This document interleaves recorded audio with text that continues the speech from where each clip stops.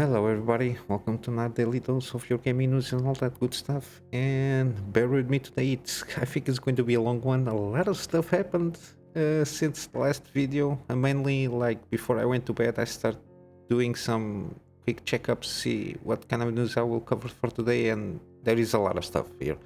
So bear with me a little bit. The background music might end in the meantime, so let's get going. Yesterday I mentioned like the Xbox Games Showcase, like being in June 12th, the day after the Bethesda from the Starfield one from Bethesda. It is in the same day. I think it's. I'm not sure because there's a lot of things, so I forgot a little bit. I know it's in the same day, but I'm not pretty sure if it is before or after the Starfield one. I assume it might be before, even though the Starfield one has exclusive event by itself. But yeah, it's in the same day. I will cover both of them, Starfield, because I'm curious about this game. I'm skeptical, optimistic regarding this game. But yeah, I will cover these two ones. They are on the same day, and yeah. Yesterday also in my time zone there was the Capcom event, and I because I woke up like half an hour ago, give or take. I still need to check the thing. I know the Resident Evil 4 has a demo out at the moment, but I will need to check the live stream itself to see what kind of things they talked about, so I can I will do, I don't know, today. I'm going to do a separate video on that on the Capcom live stream, talking about what interests me or not, to see if it is enough content for a separate video. Now, more news here. These ones are going to be hardware related. NVidia supposedly updates the GeForce 4090, at least the Founders Edition, with the AD, the board AD 102.301. I think the previous one was 300. I think this is mainly because of the. It's very technical. I don't think it's going to affect performance-wise. What it does, it supposedly doesn't have GPU comparators for like it's regarding voltage.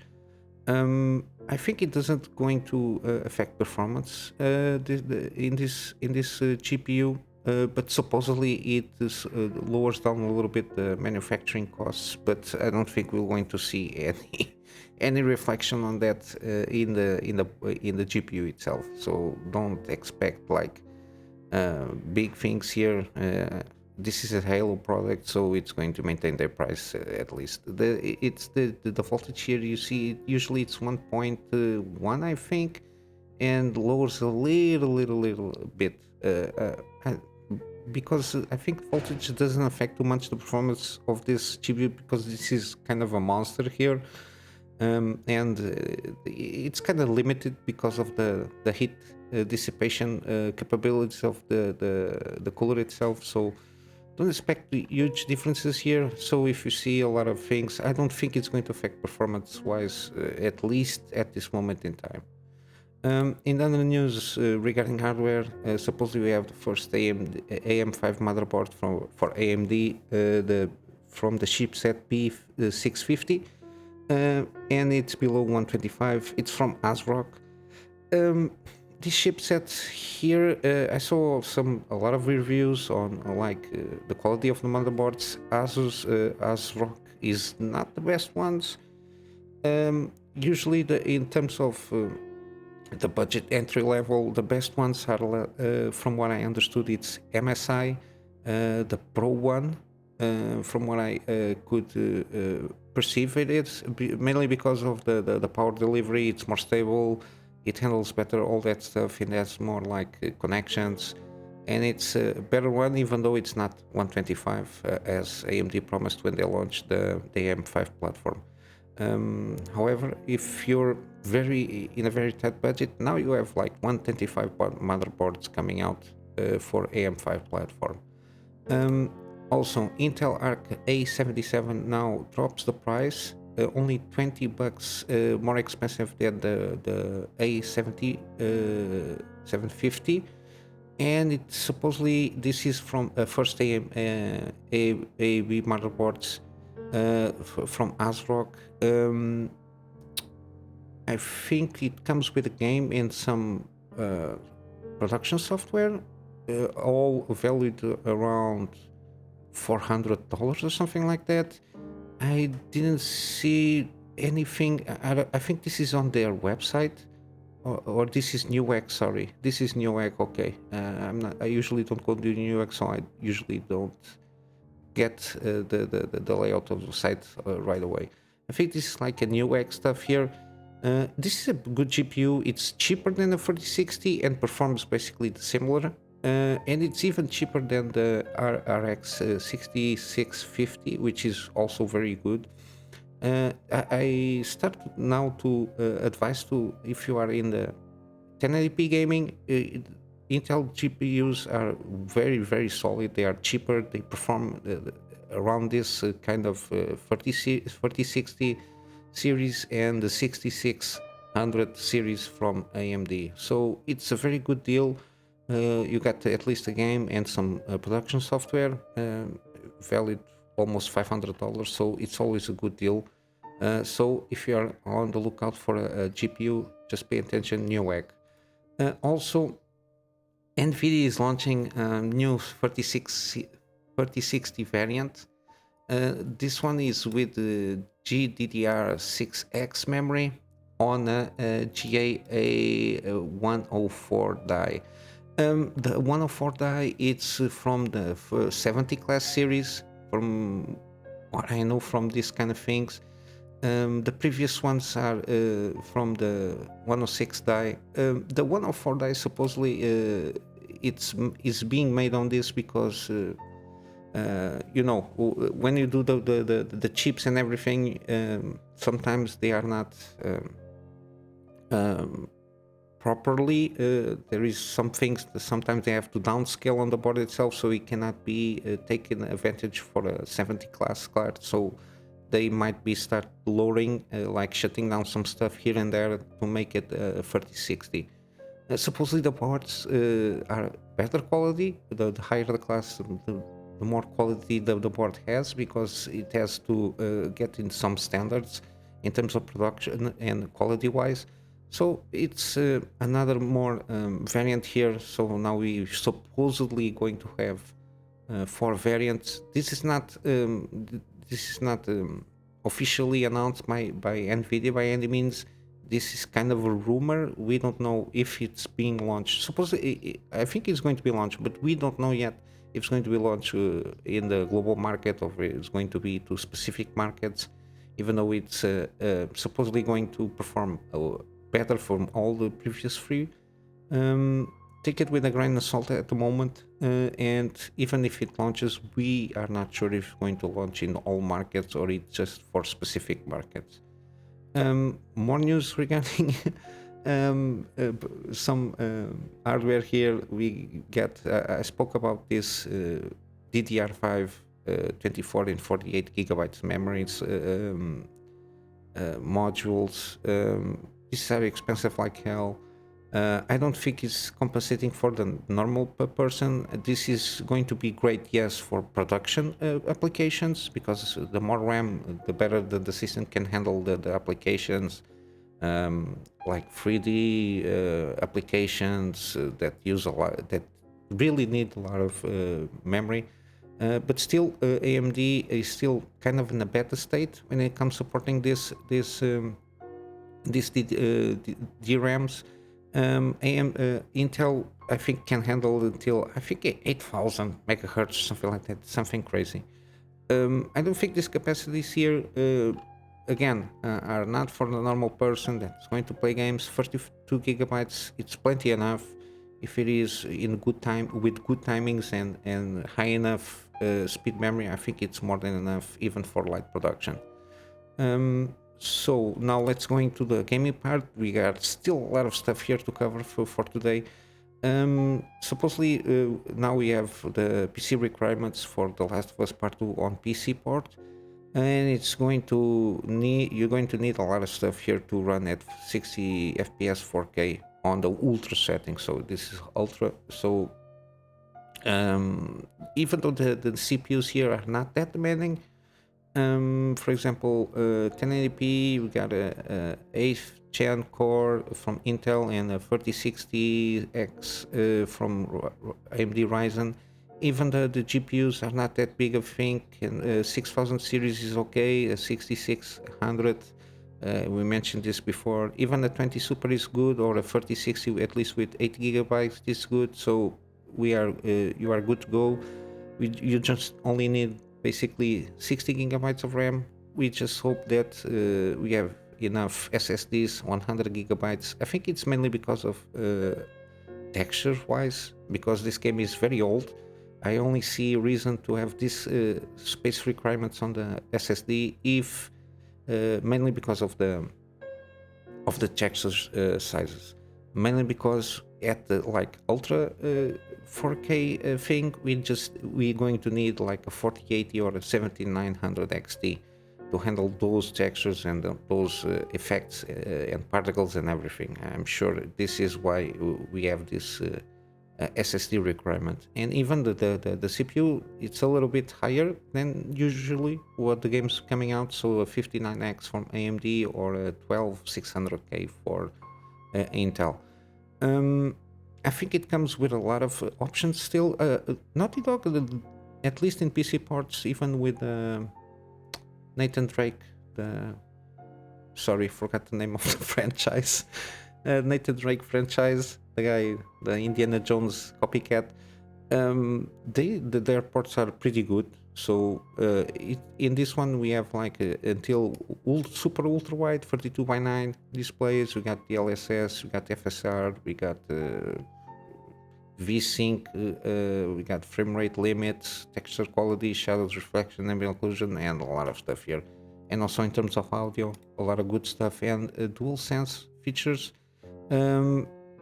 It's also supported, so at least the ports they might take a while. There are not plenty of them, but at least they are good. At least I just hope the game is optimized properly for everybody at every kind of all the settings. Hogwarts Legacy now also had like a patch to improve ray tracing performance in visuals and supposedly fixes a lot of stuff here. There's been like some stutters and bugs that have been plaguing the game itself, but supposedly this patch is going to ease up those things. And regarding the patches, Returnal PC also launched a patch aiming to reduce stuttering, because I think this game is not well optimized. I think it stutters like hell, even though sometimes in the software that you use to benchmark doesn't show it. I don't know why, but I think now it's more fixed regarding stuttering. Now, upcoming games, I saw a lot of stuff coming out, especially from Nacom. They announced a lot of stuff, but I don't know. I'm not sure if it is. Yeah, Nacom, yeah. This one, Ravenswatch. I speak about this game like a few days ago. It seems pretty interesting, very kind of 80s, similar kind of gameplay here. But this one can be played in co-op 4 persons, or can be solo played. That's why I'm covering this. It's like the roguelike style isometric view with passive abilities, active abilities you're going to unlock between each levels until you reach the final level. Seems pretty good. The animations are also very similar to 80s, so I'm pretty excited for this one. The early access is going to be out on April 6th. I saw this one also. Warhospital is like it situates itself in, I think, First World War, and you got to manage like a campaign hospital in the battlefront. I think, from what I understood from the trailer, and it's like seems a little bit heavy because you're basically handling and managing patients and everything. So it's a little bit heavy, but I think if it's done well, it can be a very good game. Supposedly going to launch on August 31st. Another another trailer. This one is also from Nacom. Lord of the Rings, The Gollum. We have a story trailer. The animation is not the best. The Daily Entertainment, it's kind of known publisher, but I don't know. I hope the story is good because the animation is not the best one, at least from the last Lord of the Ring games. But seems they are trying to get around here some story. I hope it doesn't break any, trying to break any lore, overall scheme of things. As long as it's not breaking lore for me, it's okay. As long as the story is good, because I'm not sure if the stealth mechanics is going to work that well. We will see. The trailer doesn't reveal that much. It's a lot of shots here and there, but there is no like specific gameplay going about it on the stealth mechanics and how they work. And we got also some Tintin Reporter, Cigars of a Pharaoh episode from the comic book that they have. It's a reveal trailer and seems interesting. The animation is Tintin proper. If this is like an old cartoon, I pretty enjoy it, and it seems good. It's an adventure game. They didn't show a lot of gameplay here. It's mainly like a CGI trailer, so it's supposedly coming out this year. But yeah, I think now we finished on the things. Now we're going for gaming deals. A lot of gaming deals still. Also, we still have the deepsilver like deals. We have like the Metro franchise, Dead Island, Homefront. Homefront, it's okay. Deadlight, yeah, I play this game. I have a series on this one. It's a pretty good game. Yeah, but there is more games, but I hide them, all of them, because they are not for me. It's not my taste. So, but they have pretty good promotions, from 65% off on the Metro stuff, the Redux versions. Yeah. Also, we got Ubisoft, Assassin's Creed, Watch Dogs. Everything is on promotion.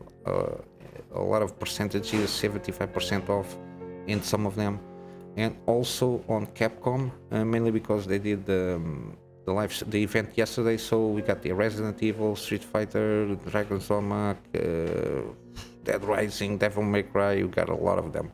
Just check it out for yourself. There are a lot of them for me to cover individually. And lastly, for Steam, we have Bleak Faith is going to come out today, if I'm not mistaken. I saw like a extended review. This is like a game made by 3 people, and the most important thing here, the gameplay is pretty solid. It's not how do I say it? It's not the best game in the world, but for 3 person's effort, this is a very, very, very good game. So if you're interested and you want to play it and try it out, be aware that this is not the most fine-tuned game in terms like visuals. There are some oddities there on the animations and everything, but the gameplay, the UI is not the best one, but it's kind of pretty basic from what I understood. But the gameplay itself is pretty solid. It's Dark Souls-y like, and the environment there is very, very unique. It's like dark fantasy with high-tech stuff mixed there, here and there. And from what I understood, they will continue to support the game, try to fine-tune, and we, to a certain extent, expect if they get good sales, they will maybe hire somebody to help them out to continue to support the game itself. We will see. But it's a pretty good opportunity to have a different game. Story-wise, not much going around here. It's mainly trying to tell the story through visual style on the environment and everything. But yeah, if you're interested, I think I'm comfortable enough to support this game. And let me know anything if you try it out. Leave me a comment on below the video and see what you think. Lastly, we got on GOG, we got Pegasus Award. I think it's like a video game arts and techniques academy. I don't know where this is coming from, but we got some games on deals, but that's the good thing. We got Plague Tale Requiem, sorry, Spirit Wayfarer. This is supposedly a very excellent game.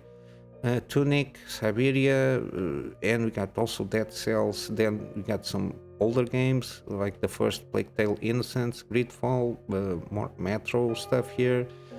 Cranksense seems to be a decent game. Also, it's like a roguelike style game, pixel art. And yeah, we got a lot of games here.